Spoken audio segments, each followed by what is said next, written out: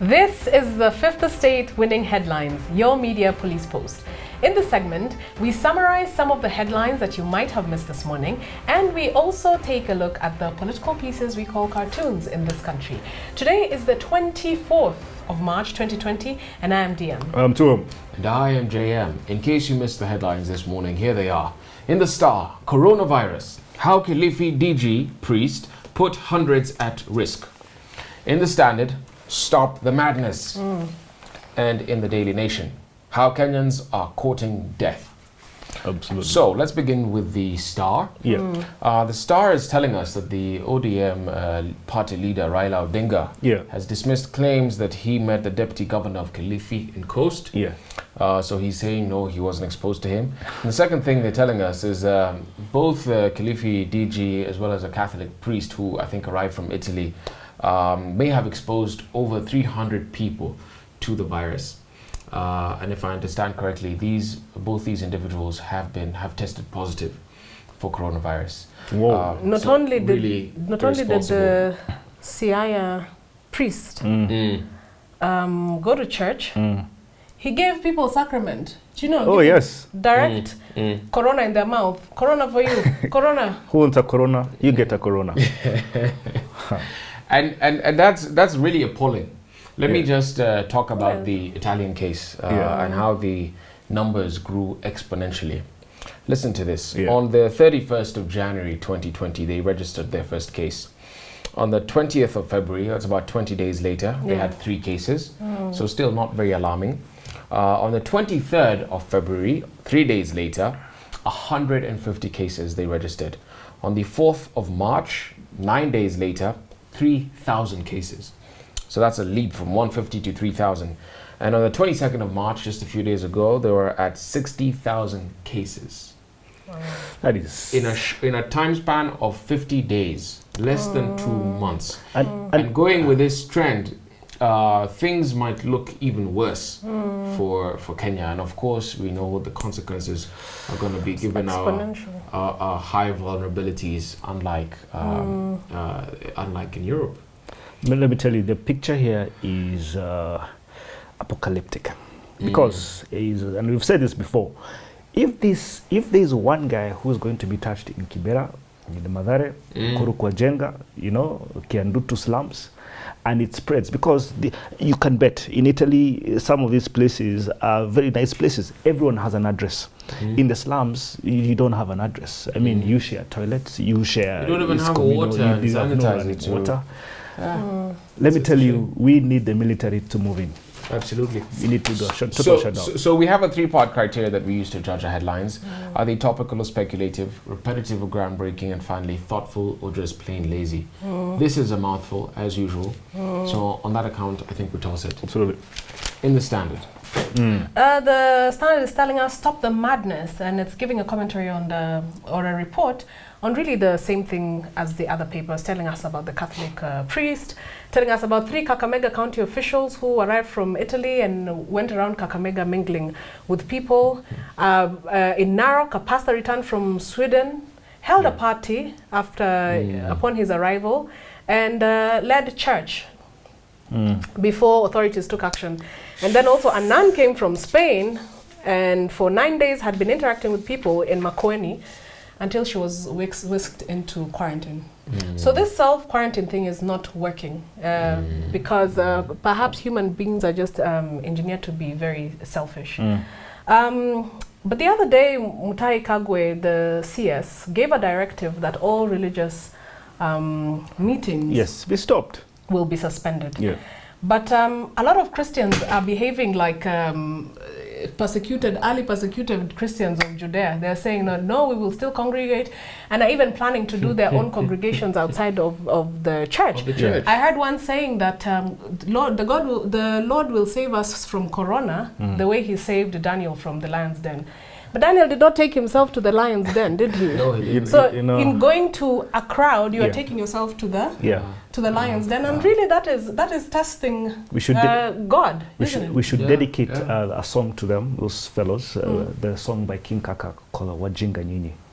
No, really, there's really no other way to put it. So for the self-righteous Christians out there who think that it is okay to congregate, even the Bible tells us when Jesus was in the desert, let me be Reverend Jem today and preach.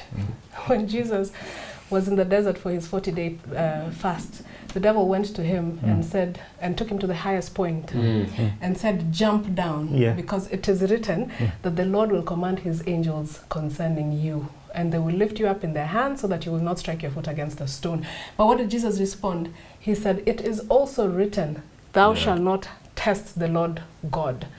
By going to crowds, by doing things that you know will expose you to the virus, you are not protected by any God. You are testing God. Absolutely, absolutely. End of sermon. We need to strike some sense, some logic into the church and into religious people. I think this one we keep. What do we do? That's a good headline. Yeah. Yes, and then the Daily Nation. Yes, Daily Nation. How Kenyans are courting death. And the Daily Nation is telling us that for Kenyans is business as usual. Crowds, along matatu routes, along town centers. But one thing happened yesterday that was very interesting. Policemen on top of their cars with megaphones were telling people to go home. And the funny thing, Africans were congregating around cop cars and watching the police telling them to go home.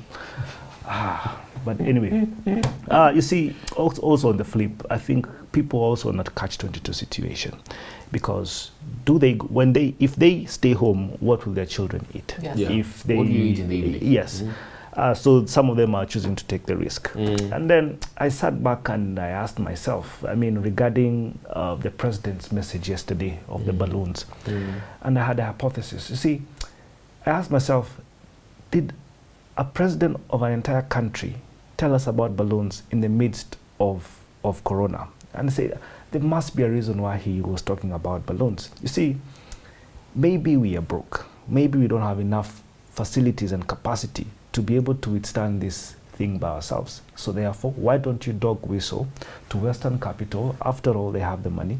Align their things together with government and let them be private sector. And maybe that's the way to attract capital, because we cannot survive this. That is possibly the only thing I can think. And maybe that's the only reason why he's telling Kenyans we cannot do a lockdown, because should we do a lockdown, we are done economically. But if we're relying on other countries, these other countries are going through the same predicament that we are in. You see. So they also need to save their people. Yeah. And in fact, for the first time in a long time, the global south is actually the one that is now coming to the aid of the global north. Yes. Senegal is going to be releasing some testing kits to the UK. Yes. Cuba is sending out doctors to Italy. Because their health systems are overwhelmed compared to ours. You see, at this point. Donald Trump does not require Facebook or Google to come. He has federal funds. He can give them federal funds, and he can sort it out in a minute. Well, Uhuru Kenyatta will not he'll not rely on the EU or the Chinese. They are going through the same thing. Yeah. But Western companies will come and say, Donald Trump is asking Iran, can I help you get through this? He's asking the Chinese, can I help you get through this? The West has capital to withstand this. He's asking Iran because they have oil. No, he's asking Iran because he killed one of them. So that when America goes to Iran, they will not leave when Corona is finished. So who are we giving the winning headline? I'll go with the Standard. Fantastic. That's it. On a winning streak. So on to the political pieces that we call cartoons in this country. We also have a three-part criteria that we use to judge the cartoons. Are they humorous or dry, satirical, pessimistic, and effective, or just plain lazy? Yes, and you have Ndula, and he has a drawing of a very fat suicide bomber, never seen one. And he's carrying Corona suicide vests. Next behind him is Wanjiko, also with suicide vests, oblivious of the danger they have. And the question, the caption there is, when we defy Ministry of Health directives on COVID-19, and the guy just cough, cough, cough, cough. The lady behind there is not Wanjiko. She's too elite. She's too elite. She has just come from an aircraft. I think so. She has just landed, and perhaps even it's a demonstration of the leadership. I think this fat cat here is the deputy governor. Is the deputy governor. Absolutely. Absolutely. Behaving irresponsibly. Yes. So ticking time bomb. It's a ticking time bomb. Yeah, they are Corona kamikaze. Not a bad cartoon. Not a bad cartoon. It's a very good cartoon. What do we have in the Standard? In the Standard, Gado has he's actually replicated a picture which went viral, and the picture was of medics, doctors, and nurses and surgeons, and they're holding cards saying, "We stay here for you. Please stay home for us," saying they are staying in the hospitals to treat people so that the corona can be contained, but they're asking us to stay at home for the same reason, so that they're also not overwhelmed. And Gado has given credit to little green spaces and the hashtag flatten curve, because it actually is a picture that he has replicated. Good cartoon as well. It's a powerful message, but it also speaks to what 2M is saying, is that we are in a catch-22. Yes, stay home, but can people really stay home? Absolutely. The catch-22 part is that if they do not stay home, then of course we expose ourselves to the virus. In the end, you will not go to that work because you will be sick. Absolutely. Or, God forbid, dead. Absolutely. Absolutely. And in the Star, we have a new entrant into the cartoon world, CS Mutahi Kagwe, giving a press sign. Behind him is the Grim Reaper, but with the face of the coronavirus. And it says, "You have done better than expected." It's so this is the virus telling Kagwe, Mutahi Kagwe. or Kagwe telling the virus. But it looks like it's the virus taunting him. Yes, absolutely. Taunting him like, "You have done better than expected." But so I'll also do better. I had something to say about this. I think, I mean, by virtue of Kagwe being minister, he was appointed by the president. And I think the president has this chance to be able, this crisis will probably define his presidency. And it matters a lot how he drives this. Should we get out of this corona thing, we might as well forget a lot of the 2022 shenanigans and BBI things that we've been hearing about. That's all I have to say. So who do we award the cartoon to? I would go with the nation. Fantastic. What was the nation? The nation. The suicide bomber. Oh yes, we give it to the suicide. The corona kamikaze. Absolutely. So what is our final thought? And now, our final thought. It is inspired by a book entitled The Secret State, A History of Intelligence and Espionage by Colonel John Hughes Wilson. And today we are doing chapter 6, 8, and 9 of the book. It's a part 2 of the book. And I will start. And this man, and I'll start with chapter 6. And the title of chapter 6 is The Walker Family. The Walker Family's Unusual Business. All right, and the story is a man called John Walker. So this guy walks into the Soviet embassy in Washington, D.C. with an unusual business proposition. And there he meets a man called General Boris Solomatin, a Russian KGB guy. You see, John Walker was a chief warrant officer of the U.S. Navy, and he walks in with some documents. And these documents were classified communication on key lists of the U.S. Navy. Now, you might ask what key lists are. Now, key lists are the U.S. Navy's top secret encryption code settings for a device called the KW7. So this man walks to this general called Boris, and he tells him, "I want to be a Russian spy. I want to work for you guys." Right? I mean, the nerve this guy had.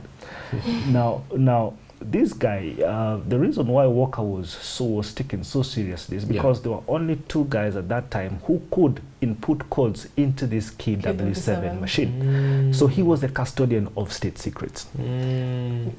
Are you going to tell us why he did it? Was it for money? It was, or because he was aggrieved by his own government? That's a good question. So he tells Boris, "I don't really care about this communist thing of yours. I really don't care. All I just need is money." Now, this guy used to be a robber before. So when he went to court, he confessed his sins, and the judge says, "Okay, fine. For as long as you enlist in the U.S. Navy, then your sins are forgiven." So in lieu of your skills, yes, absolutely, you will be a free man. Yes. Now, Walker was very successful in what he did, and the Russians paid him about $1,000 every single month for every information he gave. Now, this information then it was a lot of money. But the more he became the more he became useful, the more he earned. He earned, precisely. You know, so this information to the Russians was so beneficial because it actually pinpointed where every single U.S. Navy ship was located at any given time. Wow. All right. Now, this guy, to continue his work, he recruited his family. First, he started with his own brother, who used to work for a U.S. military contractor. He used to repair U.S. Navy ships, so he would get details of them and then submit them to the Russians. Second was his son, who was called Michael. Now, Michael worked in the same position as John Walker did back in the Navy, but also the person who knew of his secrets the most His wife. was his wife. Yeah. Now, Was she also recruited? no, his wife, yes, in some of when they were taking troves of documents to the Yeah. Russians, she used to take them with them, but half the time she was drunk. She was drunk. She was drunk. But then he had a problem with his wife, and this led to, divorce. She was so bitter. So one day this lady decided, I am going to go and snitch on this guy to the FBI. Absolutely. And she topicked everything. She said, this guy is a spy. He works for the Russians. Sold your secrets. And John Walker was arrested, and I think he was given life sentence. But what I'm damage? surprised he wasn't hanged. Yes. Depending on the state he was in. Yeah, but what actually, this guy did a lot of damage to the Americans. In fact, the Americans say that they spent over $1 billion undoing the coding and to the equipment and to the secrets that Walker caused. But I also want to read what the Russians spoke about Walker and how much importance he was to them. Yeah. Listen to this. The general he met at the embassy, Boris Solomatin, he called him the most important spy recruited by Russia. John Walker gave us away the keys to U.S. most secret code machines. He gave us the equivalent of a seat inside the Pentagon where we could read their minds and their most vital secrets. And another KGB officer called Vitaly Yurchenko, he said, Walker was the greatest asset in KGB's history. We deciphered millions of their messages. If there had been a war, we would have won it. And I don't disagree. I don't disagree either. I don't disagree. I have never heard of a spy who job hunted Yes. and recruited his family after I that. tell you. Yeah. The next chapter talks about D-Day, Yeah. the beginning of the end of World War II, Yes. otherwise known as D-Day. Yeah. In military terms, D-Day is the day of when the operation is executed. The D just means day, so it's like day. So a day before the operation is D-1, Yeah. a week before D-7, Yes. a day after D+1, All so right. on and so forth. Yeah.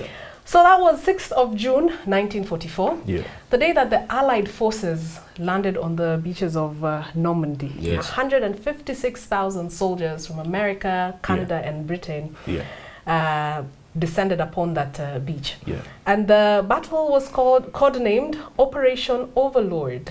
Overlord. Yeah. It was extremely successful, as we now know. The Yeah. Allies liberated the whole of northern France in just 2 months after descending Yes.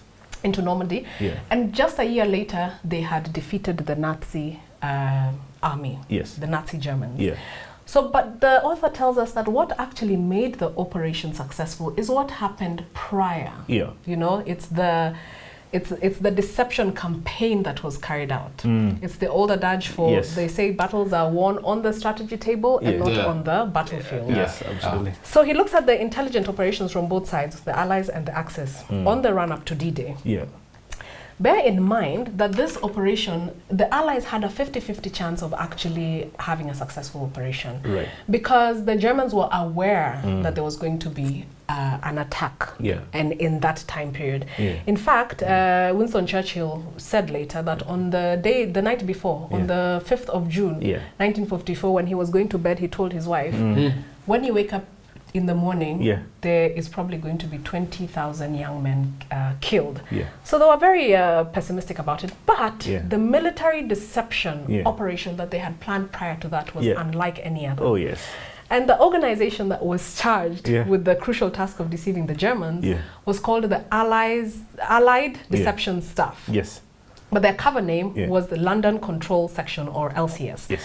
So LCS used the cover name Bodyguard for the deception plan to puzzle and defeat the Germans. And the aim was to use German intelligence itself to pass false messages. So it was a very good plan. They did what is now called in modern intelligence overwhelming with noise. So what they would do, they would send so much information covertly to or let them intercept messages and use double agents, etc. And give them so much information. But the thing is, a lot of that information was true. And the Germans could verify that information. But then their problem now for the German intelligence was finding out which one is not true and which one is true. Which one do we believe and which one do we not. And the reason that the Allied forces did this was twofold. First, to disperse and weaken Hitler's forces. across Europe. Yeah. So in preparation, because of all this information, Hitler had to disperse armies all the way from Norway down to the Balkans. Yes. That means that they couldn't make a consolidated effort to respond to this invasion. And then the second thing was to delay any German reaction to the invasion as long as possible, because they sent messages that suggested or insinuated that that landing, when they did eventually realize that there's a landing on 5 beaches across Normandy, they would think that it's a ruse or a bluff. So they wouldn't respond with the full force of it being an actual invasion, which it was. So this is one operation that probably changed the course of the 20th century. The 20th century would have gone very differently because Nazi Germany would have prevailed. I don't know for how long. Absolutely. But then And so in the subsequent chapter, he tells us about a story of a guy known as Robert Hansen. And what the author is doing in this part of the book is to tell us that some people are into intelligence and counterintelligence for the money.